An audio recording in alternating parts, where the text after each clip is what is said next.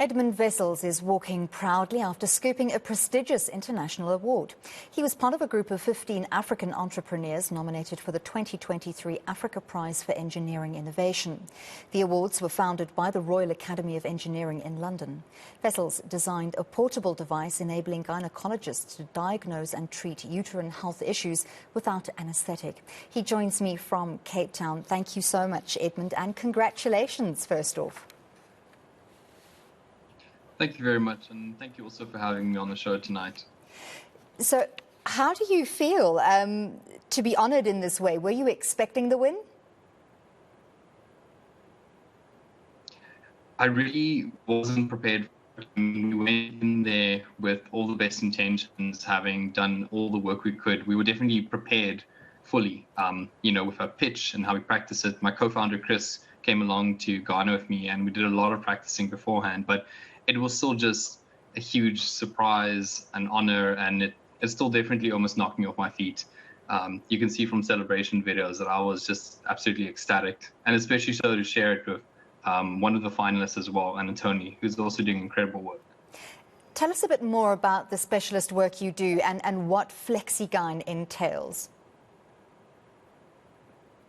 So my background is in biomedical engineering. We work on developing medical devices. Specifically, I come from a lab where we look at developing things for South Africa and for the rest of Africa. And we were approached years ago by a gynecologist who gave us this problem around the need for doing procedures outside of the operating theater because the equipment, available was too expensive and too painful for patients. So the inspiration behind Flexigen was developing something mobile to be used in clinics, in offices, but also focused on the patient's experience. So we've been working on how can we improve that experience after all these years. And that led to Flexigen, something that really kind of enables procedures on the go while still taking patient comfort in mind. So how is Flexigen, hopefully once it's rolled out, going to be able to change access to basic health care for women and girls in remote areas of the continent? The big thing is addressing accessibility by increasing not only where you can have procedures performed, but also how long you have to wait. We've seen that, especially in the public sector, although we have incredible doctors doing their best efforts, it's still quite overburdened, and there's just massive queues and waiting periods. So Flexigen's first point and the first reason behind it was to facilitate and fast track those waiting periods to make sure that women and girls don't have to wait 10 months to receive just a diagnosis. And the beauty of Flexigen is being that you can actually take it across country to these rural areas that don't even have the infrastructure there to do these procedures. So now they also don't have to travel across the country to receive treatment. So when is the device likely to be in use to benefit patients? And do you think this award is going to impact or elevate what you're able to achieve with the rollout? Definitely.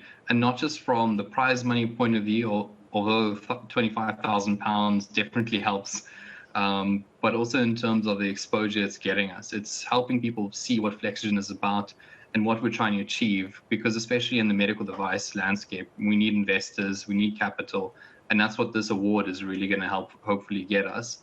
And the whole plan is to actually get Flexigen out in 2 years. We've been working with really experienced players in the field of medical device development, and we've planned out a detailed route over the next 2 years to ensure that we get Flexigen out into the hands of those who can use it. In terms of the market in South Africa, because we know access to infrastructure and access to funding is a problem in some of these remote areas, especially in the public healthcare sector. So obviously Flexigen does what it says it can do. It solves a problem brilliantly. But in terms of the kind of work that you've done to test the market to see whether medical professionals would, grab the opportunity to bring Flexigen on board.